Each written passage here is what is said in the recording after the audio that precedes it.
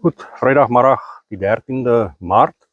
Ons is bevoorreg om hier in die Thabametse omgewing, suidoos van Rustenburg by mekaar te wees, waar ons baie belangrike onderwerp aangeraak het, naamlik ons vlei lande.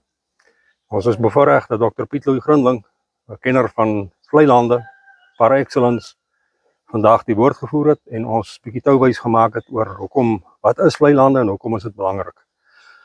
Piet Louw, wat se boodskap het jy vir ons landbouers op die grond rondom ons vlei lande en ons omgewing asseblief maar?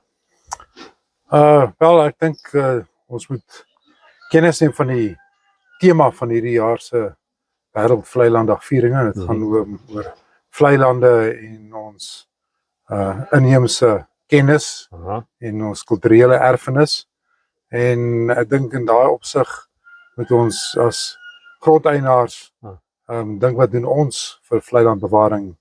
Grondeienaars is die eerste linie van verdediging as ek kom by verdediging. Bewaring meen ek. Ja. En in daai opsig dink ek kennis is mag. Ja. Weet so meer en seker daar is dink ek is belangrik. Ja. Dat ons boere kan en die grondeienars inlig wat is die waarde van hulle sisteme, maar ook wat mag hulle nie doen nie. Ja. So vergewis jouself van wat die wet sê, moenie net inklim en dinge doen nie, vra en bly die moeilikheid uit en maak 'n verskil. En gegee die feit dat vlei lande so groot bydrae lewer tot ekosisteemdienste, is dit funksionerende vlei land mos nou in belang van die grondeienaar, die boer.